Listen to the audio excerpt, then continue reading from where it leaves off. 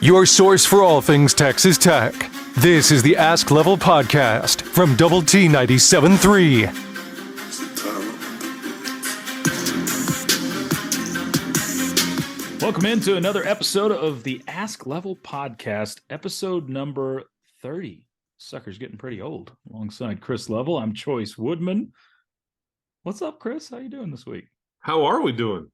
Yeah, we're doing well. How about Pretty that? good. Yeah, I mean, I would rather us having a basketball team, in action this week. Have you been able to enjoy March Madness in its fullness, or is there kind of just some mixed emotions going on there with your team not in the tournament? I have enjoyed it immensely. I think once you get over the frustration of your team still not playing, I've been able to just sit back and consume.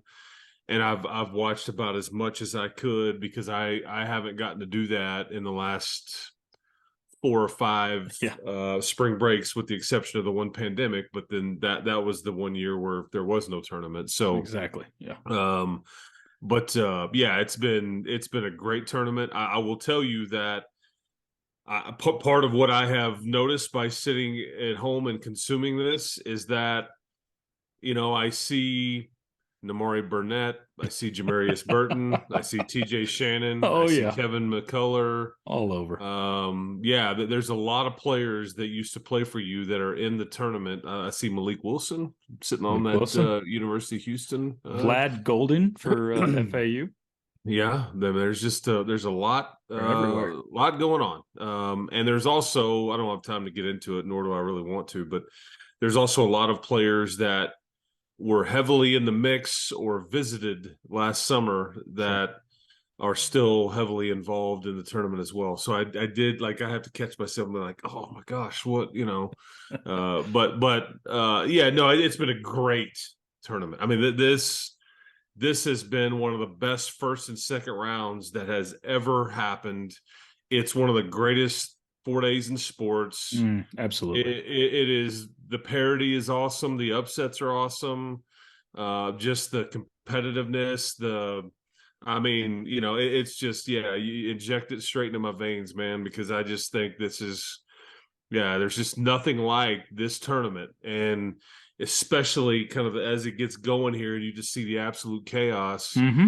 That's what shapes up the end of it, because the Kansases are gone, and the Purdue's are gone, the Arizonas are gone, and the Virginias are gone. I mean, and anyway, that's the fun part. So anyway. Do you think the parity's around to stay? Do I think what now? The parity is here to stay for college basketball in the tournament? I think as long as the portal is around, I think that, it's going to remain, closer to the parity that we're seeing right now than it was years ago when you have these dominant teams. Yeah. Because that's the fun part about this particular year. As good as some of these teams are, there was no team that ran off and hit from everybody that was just really dominant. And you also just don't see like the mid majors that kind of sneak in and are really, really young. No, they're the ones with the older kids. They're the ones with the 23-year-olds, and you see the Power 5 schools with the younger high level recruits that, it's a bit too much for them. Now Arkansas, a bit to the contrary, they survived it, and they actually beat somewhat of a veteran Kansas team. Yeah. But I look at Kentucky. I mean, their young guys kind of buckled a bit against Kansas State. So anyway, I do think I will say though, what's not here to stay is the tournament staying at 64 or 68. I mean, I agree. That's going to. How do you feel about that? Going to 90. Is it 96? Well, what's the number they're going? I think 80. I just think that it's going to get they call it bracket creep. Yeah. Whenever you have a Final Four, you want 8. Whenever you have, like the playoff deal, whenever you have 8, you want 12. There's just kind of constant. And I think that there's nothing wrong with this tournament. Yeah. However, there is a lot more money to be made. And so there it is. Yep. People are going to go try to make it. And I hope it doesn't drown it a bit. And it could.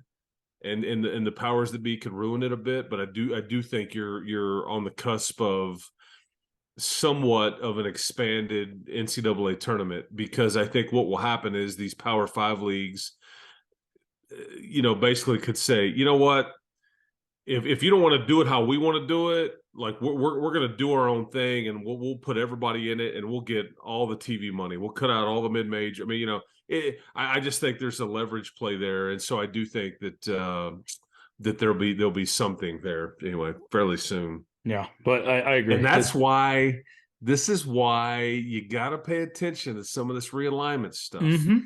Okay, Absolutely. Even some of the minor stuff, because Brett Yormark is, in my opinion, very keen to the basketball component here. And I think people have glossed over it because we're so used to saying and writing and tweeting that football is what matters. Football moves this thing. And that has been very, very accurate. However, the Gonzagas of the world, the Villanovas of the world, the Creightons of the world, whatever, pay attention to some of those schools and basketball only type allegiances, and see if that stuff doesn't start to get rumored even more in the coming weeks and months as some of this realignment stuff starts to get talked about, because I think that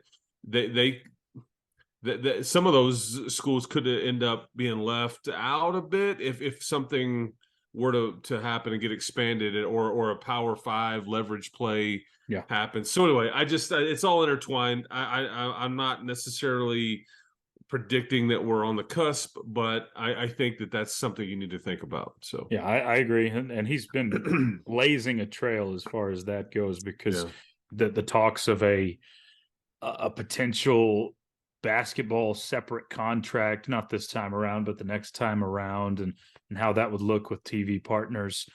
And the Big 12 is the league to do it, because it has been the force to be reckoned with for sure in college basketball for the last handful of years. But we'll talk some more basketball, of course, coaching hire, where Texas Tech sits with that heading into this week.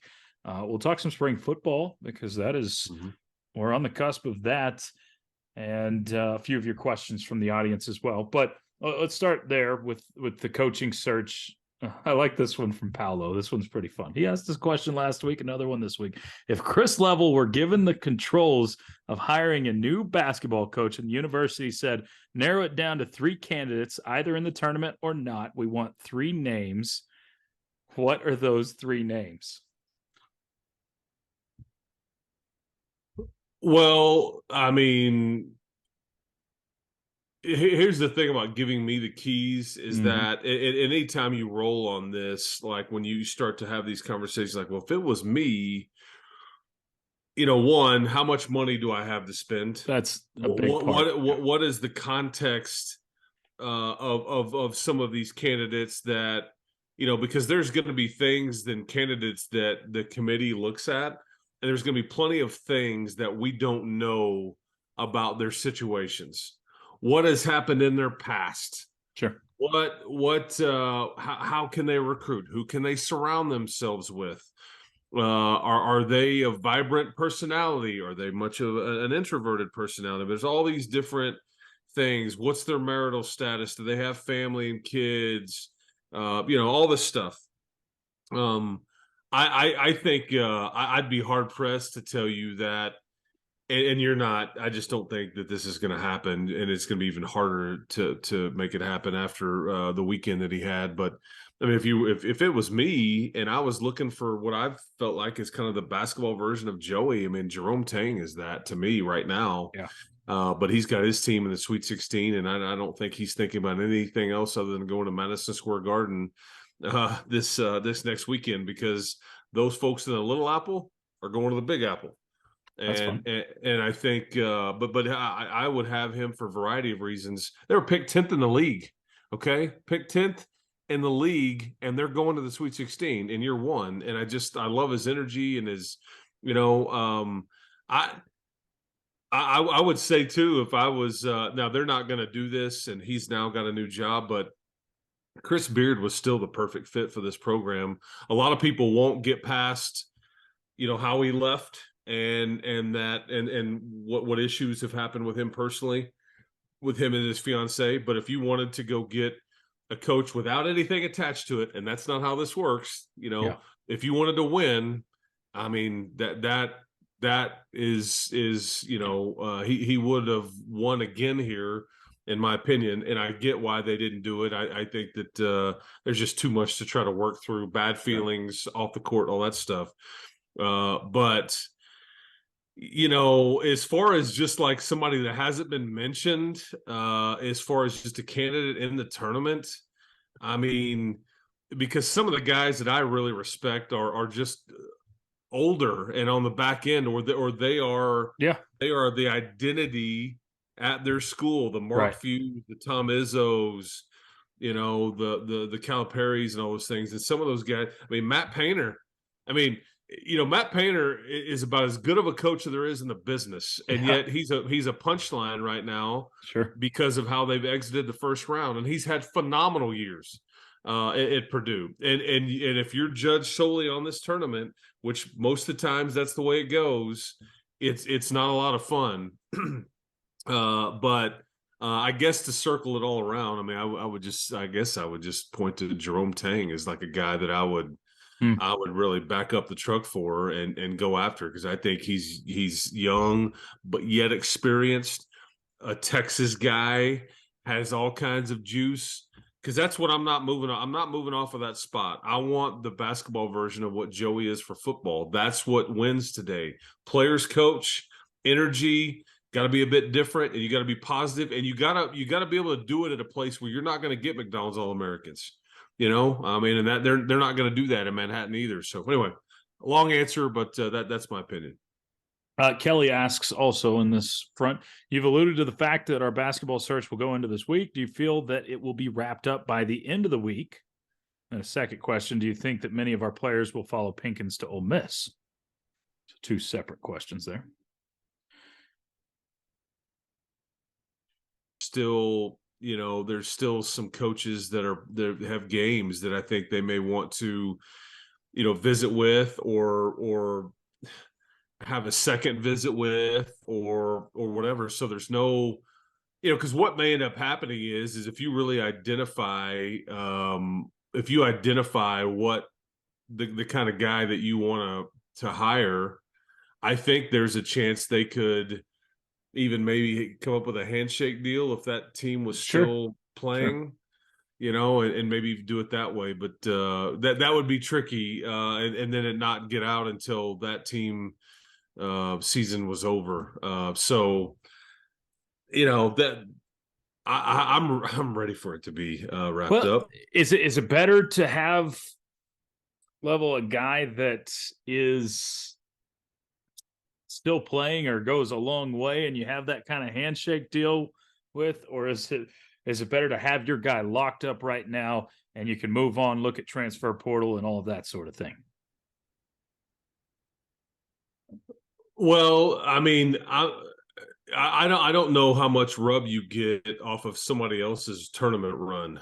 Is that what you're asking? Yeah, I mean, it's just like, what are you better off waiting and taking your chance on not knowing for sure if you've got a guy in the tournament, but he's one of your candidates? I mean, what's the best option here, or is it better to get a sure thing guy right now? Neither. You find the right guy, and you find the guy that you are most comfortable with, because you can't get sped up here, regardless of some things being out of your control. A week to a few days of waiting or awkwardness or whatever when it comes to roster or waiting for an NCAA or an NIT game to play out. Think about how differently you'll feel about what 3 or 4 days means come next November, December, when either you have the right guy or like, oh no, what did we do? I mean, you've got to, and it takes a level of toughness there to kind of weather this a bit. So you have to simply find the right guy and then work through whatever scenario that individual has going right now with his team or end of season or whatever. So the other question from Kelly was, do you think that any or many of our players will follow Pinkins to Ole Miss with that news coming out this week? I mean, at this point, I'm not real sure. I don't think Al is necessarily tied to anybody here, like roster wise. I mean, and he's technically tied to all of them, Sure. but or none of them. If you follow me, there's nobody that like he specifically recruited here and all that. Now, Kyron Lindsey is a unique one, but again, he's used up his one-time transfer and he left the SEC to come back to closer to the state of Texas. So I think that is an interesting one, but I don't necessarily think he will leave. But I would say that there's going to be a lot of them that I'm not sure that he would necessarily want to go with him. Too. Yeah. I think that I agree. depending on what they're looking for and all those things. So, but anyway, I wouldn't rule out maybe other coaches and maybe some players ending up at Ole Miss just because of the familiarity and some of the connections. So we'll see. All right, my own question for you, Level. If I'm putting an over under by the next time we have one of these episodes recorded, about a week or so from now, do we have a new coach to talk about at that point? I would think yes. Okay. Maybe you haven't had a press conference or even an official announcement, but I would seem to think that a week from now, I would think you would you would really be at the end of what you've wanted to do here, because at that point you would have been looking something for nearly 2 weeks, Mm-hmm. and or a little over, I guess, 2 weeks. And so I tend to think that is a good, I guarantee you they would much rather have it done sooner than later. Right. It's just because they know that each day goes by, you got the portal, there's going to be other business conducted out there in the college basketball world this week as well. Sure. You're not the only one looking for a coach. And then depending on who gets hired and let go and all these different things, that there's a domino effect.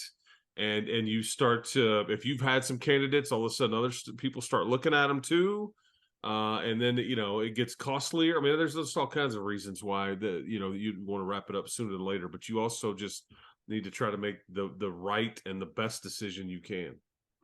All right, let's turn it over and look towards football. Spring football starting up this week.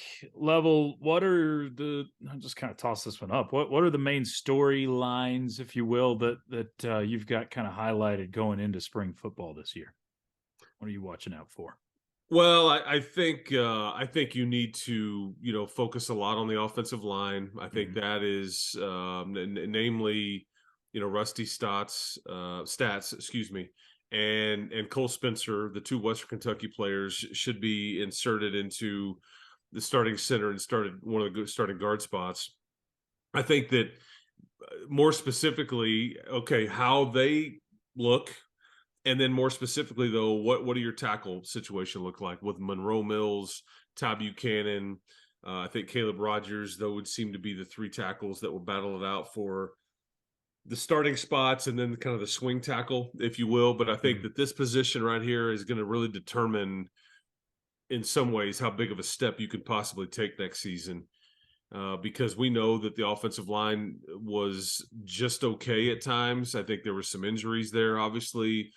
I think play calling helped it out. I think quarterback play helped it out. And even though you had a bunch of different quarterbacks, but it needs to get better. It needs to get more consistent. So I'm probably looking at that first and foremost.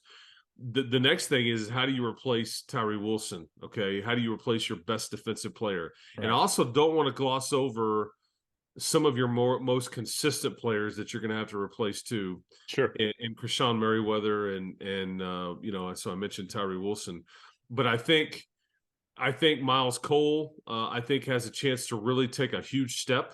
I think he is likely to be drafted a year from now because of his measurables. Yeah.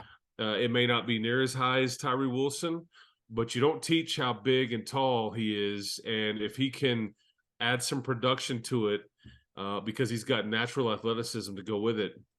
And then I think Jacob Rodriguez is a guy that I really want to focus a lot on at the linebacking group that would essentially replace Krishan Merriweather. So that's kind of on each side of the ball some of the main things I would be looking at. But there's a There's a lot back, man. Yeah, I mean, there is a lot back at quarterback, at receiver, at offensive line, all throughout the defense. I mean, there is a lot to like and a lot to be excited about when it comes to this football program. So all you're looking for in the spring is make sure everybody stays healthy, make sure everybody's going to class. Exactly. Make sure everybody stays away from those reading how good they're supposed to be. Oh, yeah. You know, need to keep everybody motivated and understanding there's going to be some expectations placed on this thing.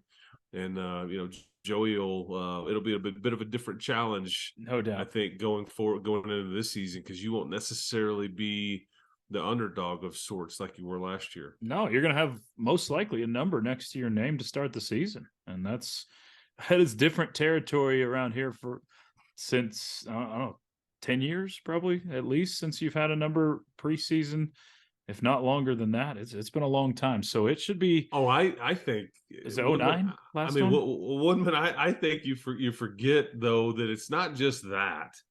It's for the last several years. Yeah. I mean, several. You're trying to figure out, okay, will we be like when you're looking at the Big 12 preseason, whatever? You're trying to make sure you're not like 8th or 9th. Like, surely they'll make a 7th or 6th.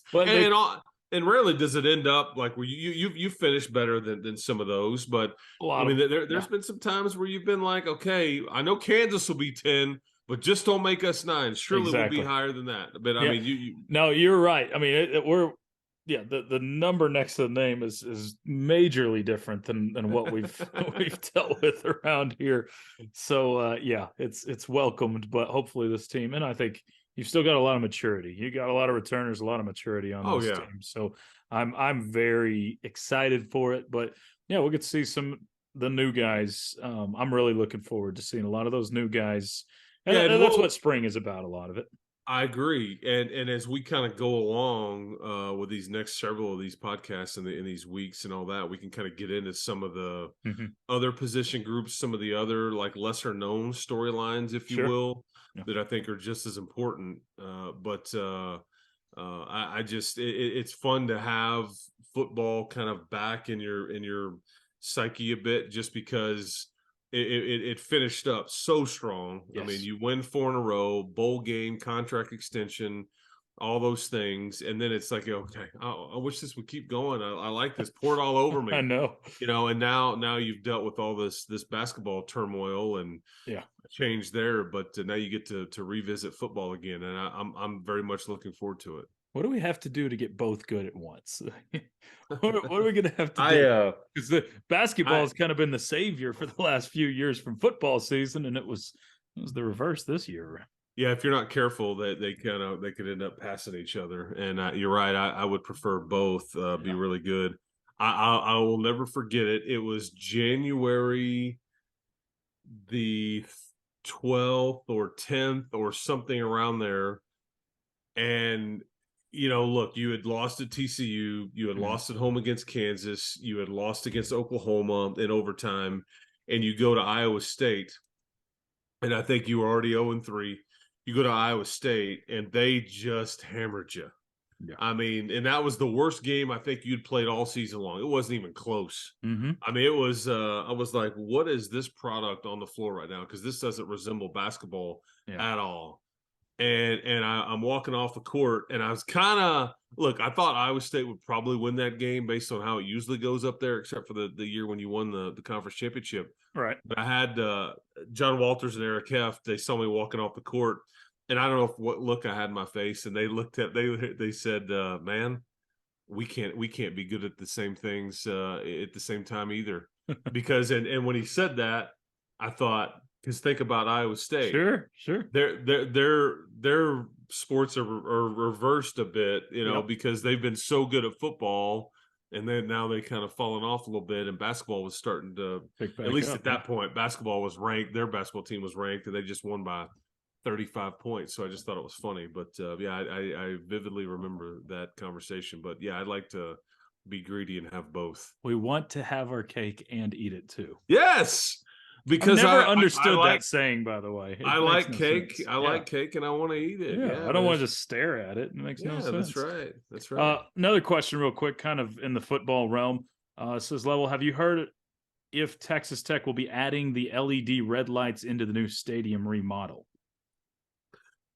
I believe I can't get into specifics because I don't know them. I believe there is going to be the ability to, the lights will be replaced as I understand it. I think that, like if you, Choice, you were there with me in Raleigh, North Carolina this year with every time NC State would score a touchdown. And again, this is a night situation here. Sure. But when NC State would score, they could literally like shut the lights off instantly in the stadium and change the colors. And they even had, you guys couldn't see this because you were in the booth. I was on the field. They were even spelling out stuff on the light standards, and it's spelled NC and then STATE and all that, or Wolf Pack and all these different things. But I think that'll be a bell and whistle at some level that you will have when you get things, and that will be the only kind of, because I think people are focusing on the actual structure of the south end zone, and all that comes with that. There's going to be a lot more like renovation that spills over into the stadium too, that I think people will appreciate and enjoy. Yeah, that one. Yeah, that was a pretty cool experience, and I think they had like a full light show between quarters at one point too. So yeah, it's a neat toy to play with if possible. But man, that stadium construction, it just looks so crazy. If you're driving by or if you hop on I think they've got a 24-hour live feed going there right now. It's pretty crazy to see what that south end zone looks like compared to what you're used to seeing over there. So I know I've been asked this, like, how in the world are they going to get that ready, at least, like halfway ready for a football season? Because that's a 2-year project, right?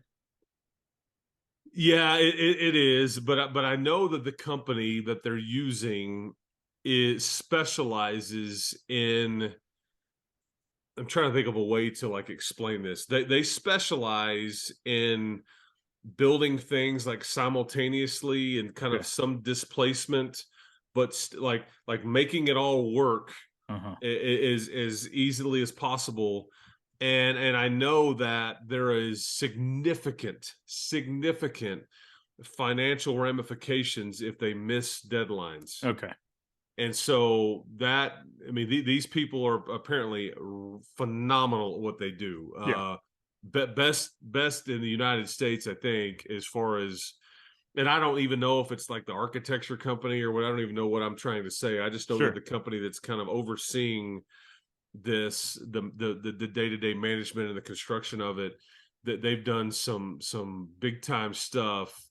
And I think they have a way of like, okay, here's how we'll do this while we're building this, and then it's just somewhat seamless. Again, if this is going to be a pain, I'm not trying to make anybody think otherwise, that the parking's going to be adjusted, just day-to-day life over there is going to be adjusted, but these people are moving it as quickly as they can. And I mean, again, there's significant financial ramifications if they miss some deadlines here. So again, they have every reason to all hands on deck type stuff to get this done when it's supposed to be done.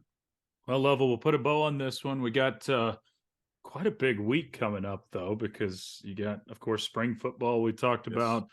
And Tech baseball's got a series in Austin that's going to be pretty big. You got more March Madness, possibly a coach getting hired. So could have a pretty busy episode next week. Yeah, no doubt. We'll bring you whatever we can basketball wise next week. By this time next week, I believe there'll be 3 football practices under their belt. Yeah, and keep in mind, you mentioned the Tim Tadlock's guys going to Austin to Dish Fall, probably the last time. That's right. Probably the last time. Least, so as conference foes, at least, yeah, because I think in basketball, you're at least going to get a home and home. So just for one more year, but like football, you're going there, and then baseball, if you're going there, then maybe you get probably Texas get Lubbock them back, one more time, but then that would be it. And I don't pretend to know. Look, I don't think that these football games are going to be played against Texas and Oklahoma. I think that I just at this point, based on what I know. But I mean, maybe there's some opportunities for basketball and potentially some baseball series down the line, like non-conference wise, but we'll see. Yeah, I think midweeks would probably be pretty fitting to squeeze some of those in. I'd be surprised. We've seen Texas and A&M do it in the recent years in baseball, so maybe we'll see that. But yeah, proximity there is the tricky part. But I mean, heck, I'd rather go play a neutral site weekend series in San Antonio or Arlington or something like that if you couldn't agree to a home and home. But anyway. Yep. All right, Level. Well, have a great week, man. You have a great week, man. I'm going to try. Yeah. I mean, after all, next week you're turning 31 on this here podcast. So hopefully you'll we need to both shave and try to clean it up now that we're in our early 30s here. We'll attempt to. All right. All right. That's Chris Level. I'm Chois Woodman. It's been the Ask Level podcast powered by Double T 97.3. You've been listening to the Ask Level podcast, powered by Double T 97.3.